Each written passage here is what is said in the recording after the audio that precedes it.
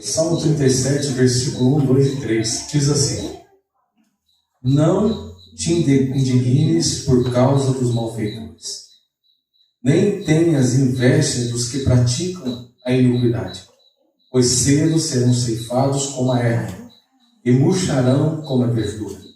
Confia no Senhor e faz o bem, habita na terra e vive tranquilo. Amém? Glória a Deus. Amados, esse é um salmo de Davi. É um poema que Davi escreve, definindo a vida, a nossa vida cotidiana. Quando nós olhamos para esse salmo, nós vamos aprender algumas coisas dele. Nós vamos perceber que Davi está falando de algo profundo do nosso dia a dia. Davi, ele menciona em outro salmo uma coisa interessante no Salmo 55. Ele fala que todo inimigo de fora, ele se torna um inimigo de dentro. O que significa isso?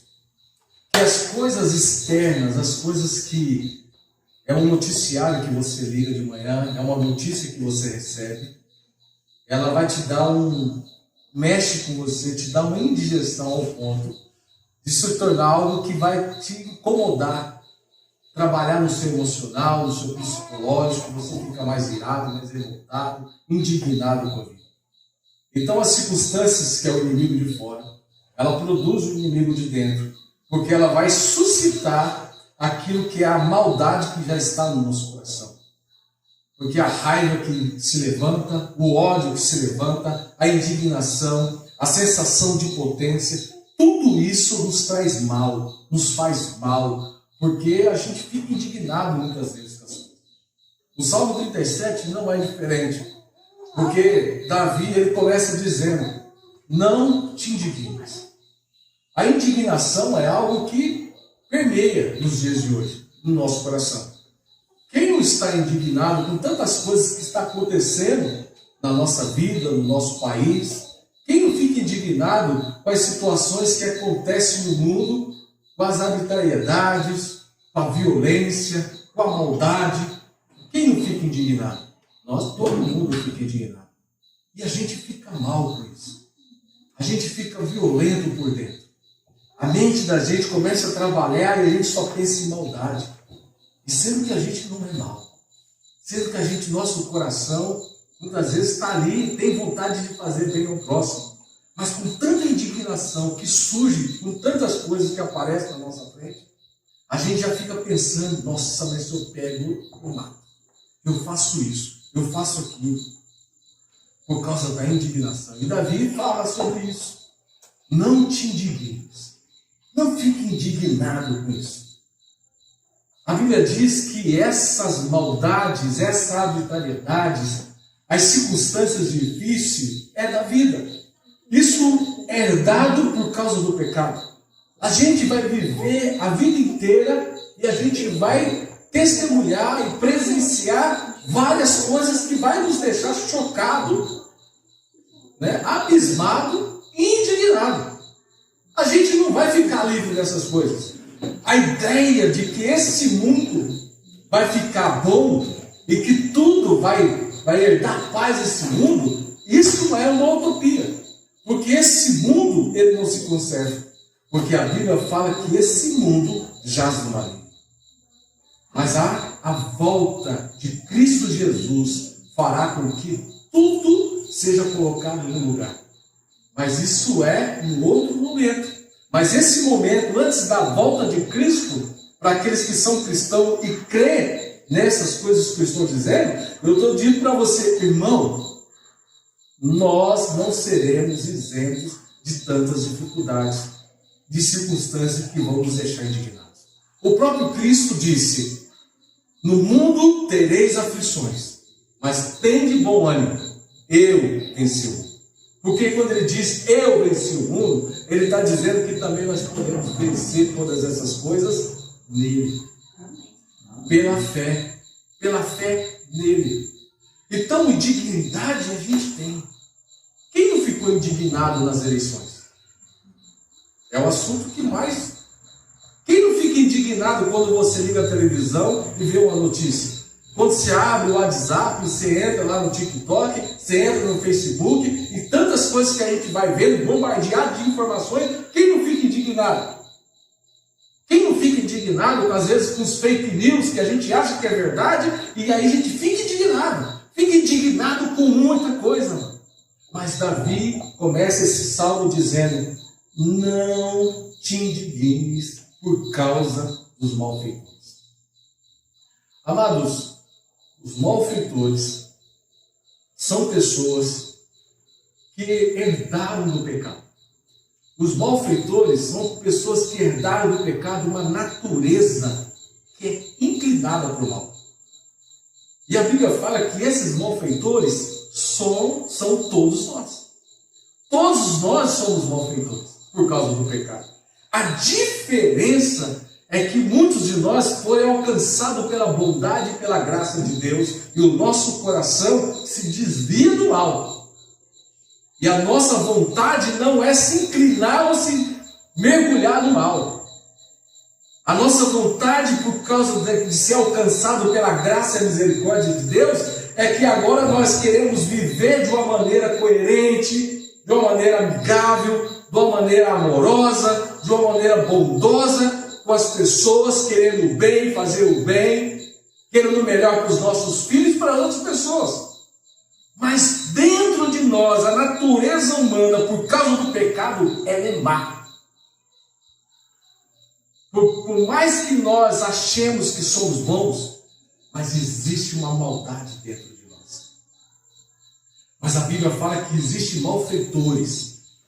E esses malfeitores são aqueles que não aproveitam a oportunidade que Deus dá a eles. Porque todos nós não podemos dizer que nós não tivemos uma oportunidade de Deus para andar no caminho correto. A Bíblia fala que ninguém no mundo pode dizer que Deus não deu a oportunidade dessa pessoa saborear, presenciar, vivenciar da graça e da misericórdia dele. Todas as pessoas tiveram e têm oportunidade de serem diferentes. A diferença dos malfeitores é que a maldade que está em nós decidimos matá-la, afogá-la, afundá-la, deixá-la comprimida, para que sobressaia a justiça de Deus em nós, porque nós aproveitamos a oportunidade que Deus nos dá todo dia de manhã para sermos diferentes. Essa é a diferença. Porque se nós resolvermos tocar fogo no mundo, ninguém segura. Porque uma coisa que um homem, isso eu aprendi com meu pai, um homem que é homem, não duvida de outro. Ele pode ser pequeno, ele pode ser magro, ele pode ser fraco, ninguém pode duvidar de ninguém. Porque você não sabe o que um ser humano é capaz. Mas graças a Deus, que todo dia de manhã, tem muitos aqueles que levantam e põem o pé no chão e olham para frente e falam assim: eu decido viver diferente. Eu quero viver diferente. Eu quero ser melhor. O apóstolo Paulo fala que, diz assim: o bem que eu quero fazer, eu não faço. O bem que eu quero fazer, eu não faço. Mas o mal que eu não quero, eu faço. Mas eu faço uma coisa: eu esmurro o meu corpo. Eu me esmurro, eu me esbofeteio para poder viver diferente, para ser diferente. Porque eu não quero fazer isso. Eu não quero ser mal para o outro. Eu não quero ser ruim para o outro. Eu não quero. Então eu me esmarro, eu luto contra a minha vontade pecaminosa para que eu possa ser diferente. Então ser diferente nesse mundo, amado, é luta. Não é fácil. É luta.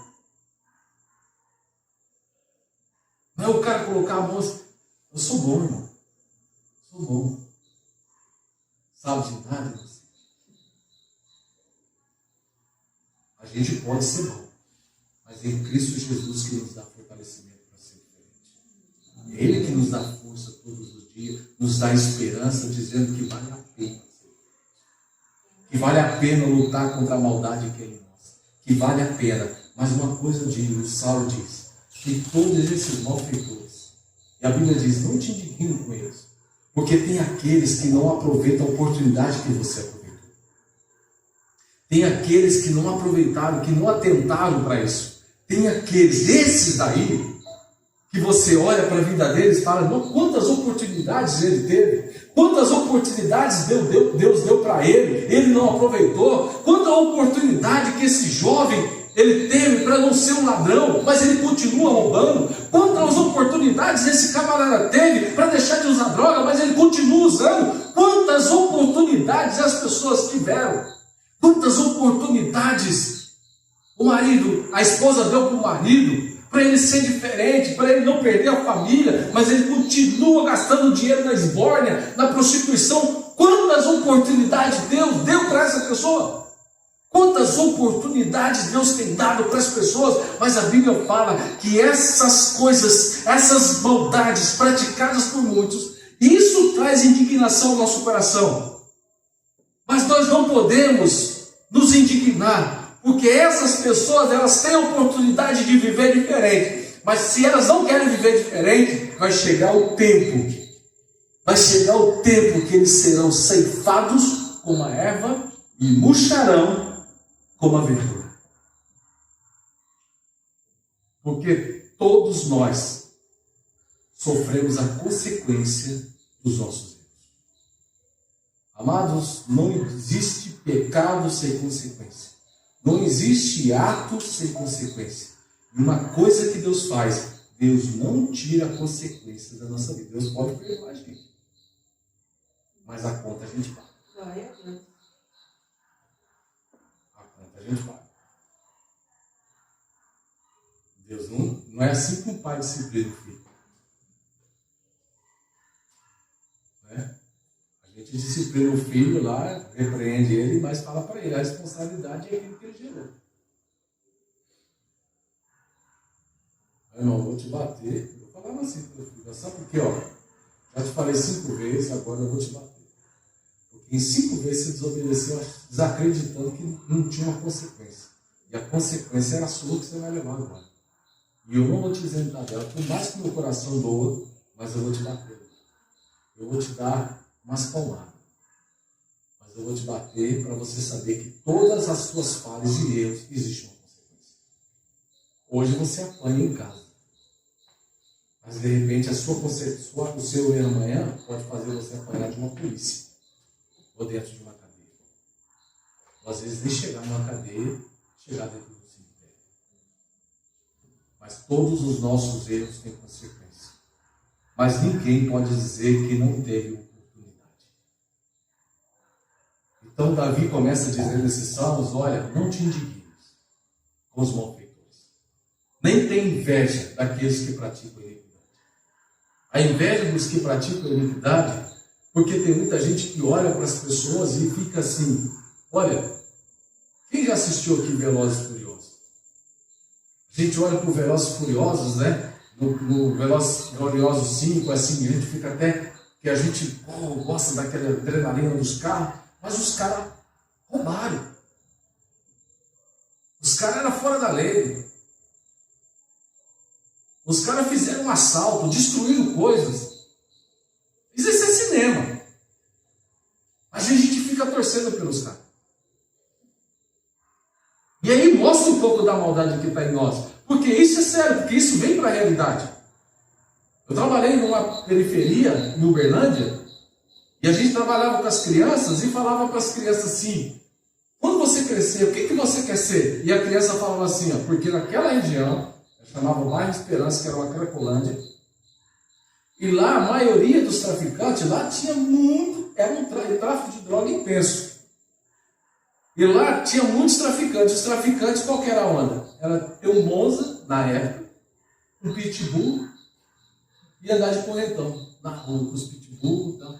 E as crianças olhavam aquilo e falavam assim, o que você quer que você consiga? Não, eu quero ter um Monza, um pitbull, e andar umas correntonas de prata. A referência deles. Olhar para aquilo. E a gente tem essa tendência. Tem muita gente que tem a tendência de olhar para o outro, o erro do outro, a arbitrariedade do outro, aquilo que ele faz de errado, e ele acha que ele está muito mais bem sucedido do que ele. A molecada olhava para as pessoas, para esses traficantes, porque eles tinham dinheiro.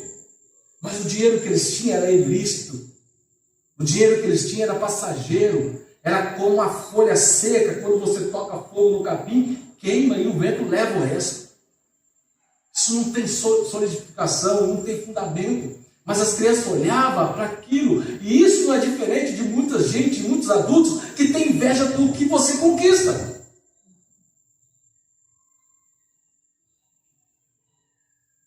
Tem muita gente que está andando certo e conhece um amigo que tem outra empresa, que sonega imposto, que faz tudo errado, que é trambiqueiro, e ele vai estar lutando a vida inteira, e ele fala assim, cara, eu trabalho correto, mas o cara vagabundo faz isso. Não, cara. E ele começa a cobiçar aquilo que o outro faz, e ele quer fazer igual. Isso não é diferente, amado, isso não está longe da nossa realidade. Não acontece com você, mas pode acontecer com o vizinho da esquerda ou com o vizinho da direita. A gente não sabe. Mas a Bíblia fala que isso é possível nos dias de hoje. Não te invejes, não fique invejando. O salmo de Asaf olhava para a vida dele no Senhor, andando certo, fazendo certo, ele vivendo num aperto, tem hora que a gente está assim, querendo, se esforçando para fazer o certo, lutando pelo certo, dando suor, trabalhando, acordando cedo, dormindo tarde, e parece que as coisas não rompem, a gente não chega onde a gente quer. E Asaf estava desse jeito. Quando ele olhava para a vida dele, ele falava assim, rapaz, eu estou numa peleja danada. Mas quando ele olhava para os outros de fora, os camaradas, é o seguinte, não trabalhavam o tanto que ele trabalhava, não faziam o tanto que ele fazia, mas os caras conquistavam muito mais do que ele. Ele dizia assim, rapaz, os caras estão tudo errado, e eu estou tentando ser certo, então não está valendo ser certo.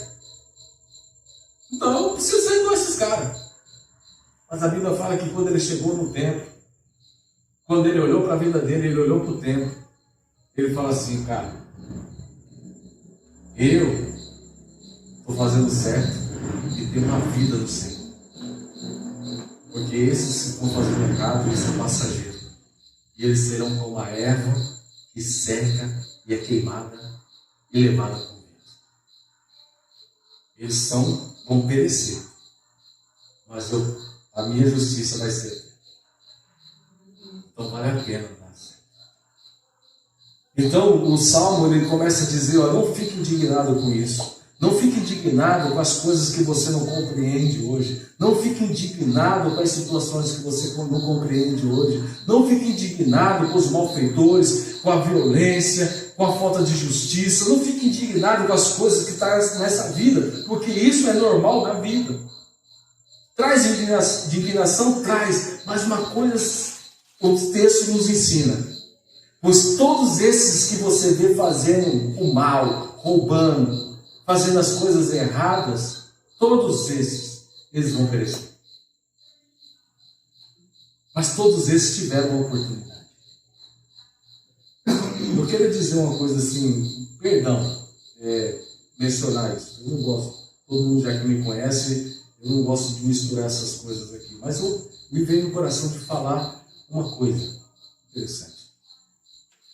Quantos de nós, aqueles que ficaram indignados nas eleições, dizendo, cara, o presidente C, ele entrou no governo, eu não gostava dele porque eu gostava do outro, mas porque esse roubou o país. Esse roubou o país, eu não queria esse cara aí. Então, muita gente ficou indignada. Porque achou isso injusto o que aconteceu. Uma injustiça. Mas, se você olhar com um olhar diferente, o olhar que Deus nos dá, para olhar as coisas, você pode dizer, esse camarada, Deus deu corda para ele se enforcar, porque ele recebeu uma oportunidade para fazer diferente. E se ele não fizer, a Bíblia fala que ele vai ser ceifado como a erva e murchar como a verdura. Porque aí Deus aplica a sua justiça. Então ninguém pode dizer que não teve oportunidade. Então a Bíblia fala, da mesma forma, eu dou oportunidade para quem eu quero, mas a minha justiça vai se aplicar sobre eles. Então não fique indignado, porque eu estou vendo. Deus está falando isso no nosso coração nessa noite. Deus está vendo o que acontece de maldade no mundo. Mas Deus está falando para você que está inclinado para o bem, que quer dar certo, que quer ser diferente. Não fique perdendo tempo com essas coisas. Mas aí ele dá um conselho. Confia no Senhor. A primeira coisa, confia no Senhor. E confiar, confiança, a gente confia em quem a gente conhece. A gente confia em quem a gente conhece. E para confiar em quem a gente conhece, a gente precisa confiar no Senhor e conhecer o Senhor. Como diz José, caminhamos e prossigamos a conhecer o Senhor. Nós precisamos conhecer o Senhor. O Senhor tem atributos, tem características que a Bíblia nos diz. Quem Deus é? Deus de justiça. Quem Deus é? Amor. Quem Deus é? Fogo consumidor. Quem Deus é? Paz. Quem Deus é? Longânimo. E a gente pode olhar para as Escrituras e vai ver muitas características de Deus. Deus é. E se Ele diz que Ele é diferente de mim e você. A Bíblia fala que Deus não é filho do homem para que minta, e nem filho do homem para que se arrependa. Quer dizer, Deus não é como eu e você, que pode mudar. Eu posso fazer uma promessa para você e quebrar ela. Mas se Deus prometer algo para você, Ele não quebra. Por isso que a Bíblia fala assim, não prometa nada para Deus, se você não pode cumprir. Se você não pode cumprir, não prometa. Fica sem prometer. Não faça nenhum juramento para Ele. Mas se você jurar, você cumpre. Porque aquilo que Ele promete para você, Ele cumpre. Deus não tem a mesma palavra que a nossa. E o texto vai dizendo, confia no Senhor. Confiar no Senhor é conhecer quem Ele é. Confiar no Senhor é saber que Ele é justiça e que Deus, Ele zela pelaquilo que Ele promete e pela sua palavra. Como Ele disse para o profeta Jeremias, lá no capítulo 1 de Jeremias, no versículo 11, Ele vai dizendo assim, Jeremias, o que vê Jeremias? Jeremias fala assim, eu vejo uma vara de amendoeira. E ele diz, viste bem, Jeremias, porque é como eu que zelo pela minha palavra. Deus faz uma analogia, uma comparação com a vara de amendoeira. O que é uma vara de amendoeira? É uma planta, é uma árvore. E a árvore de amendoeira, lá no Oriente Médio, no Oriente Próximo, é a primeira árvore a florescer na primavera. E é chamada vara vigilante, porque ela vigia o tempo. Então Deus fez a comparação dizendo, eu falo e vigio a minha palavra para que ela se cumpra. Então Ele está dizendo, olha, confia no Senhor, porque nesse você pode confiar. Amados, o homem pode nos frustrar, mas o Senhor não nos frustra. O homem pode nos decepcionar, mas o Senhor não decepciona. Mas o Senhor tem o tempo, o jeito e a forma de trabalhar. É no jeito dele, na forma dele. E nós precisamos crer que Ele vai fazer. E é isso que a gente precisa. E a outra coisa que o salmista nos ensina, faz o bem. Fazer o bem é dizer, olha, se está todo mundo errado, não interessa. Mas eu vou fazer a minha parte. E a minha parte é levantar de manhã e fazer o bem. A minha parte é levantar de manhã e zelar pela justiça. A minha parte é levantar de manhã todos os dias e buscar a verdade. Buscar o melhor para o meu irmão. Ser amigo, ser parceiro, ser amigável, ser amoroso, respeitador, zeloso, ser fiel. Justo em tudo que eu fizer. Faz o bem. Caminha fazendo bem. E a gente precisa levantar todos os dias e falar, eu vou fazer o bem. Não ser amante do erro. Dizer não para as falcatruas. Dizer não para o jeitinho. Mas fazer o bem. E Ele está dizendo, olha, faça a sua parte. Então confie no Senhor e faz a sua parte, meu irmão. E a terceira coisa Ele fala, habita na terra. Habitar na terra é viver. Habitar na terra é produzir, é plantar e colher, é habitar na terra, usufruir da terra, multiplicar. A vida continua. Não é as maldades e arbitrariedades que está no mundo que vai fazer a gente parar de acreditar que Deus vai nos abençoar. De acreditar o que é aquilo que nós plantarmos, nós podemos colher. De acreditar que nós podemos comer do fruto do nosso trabalho. Que a maldade dos homens não vai atingir a minha casa e vai fazer com que eu produza e seja produtivo nessa vida. Porque eu confio no Senhor, faço o bem e habito na terra. Porque eu decidi, todos os dias de manhã, ser diferente. E é isso que eu preciso. Então, nessa noite, o Espírito Santo quer falar isso no nosso coração. Não te indigne. Porque às vezes eu vejo muita gente indignada. E hoje nós temos as redes sociais, que as pessoas pegaram agora o Facebook, as redes sociais, para ser o seu psicólogo. E as pessoas maltratando umas às outras, indignadas com muitas coisas que estão acontecendo, e jogando a culpa, jogando o peso nas outras pessoas, perderam o respeito e tudo mais. Mas estão tão indignadas porque elas nem percebem que elas estão fazendo a mesma prática daqueles que estão indignando.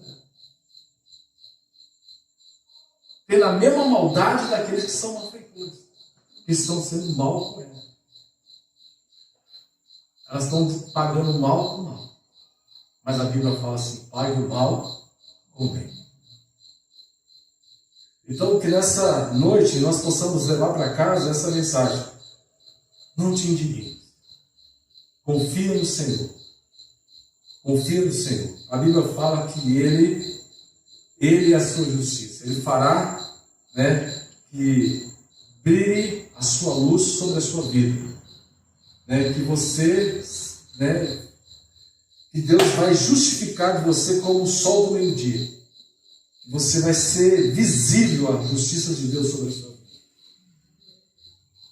A Bíblia mostra para nós, amado, isso não é um jargão evangeliquez, mas é a palavra de Deus que nos diz que Deus, Ele zela por isso, que Deus abençoa quem cedo madruga, esse é um ditado, mas o Eclesiastes diz que lançai, o seu pão sobre as águas, lançai seu pão sobre as águas. E o salmista, no próprio Salmo 37, lá no finalzinho, versículo 24, ele vai dizer assim, olha, fui moço, hoje sou velho, mas eu nunca vi um justo a mendigar o pão. Nunca vi um justo. E quer dizer o quê? Eu nunca vi aquele que decidiu ser diferente, praticar a justiça, a viver como miserável, como um hipócrita, como um idiota, como um corrupto, como um maldoso. Nunca vi isso. Porque ele decidiu ser justo e praticar a justiça. Confiar no Senhor, fazer o bem e habitar na terra. Amém? Que Deus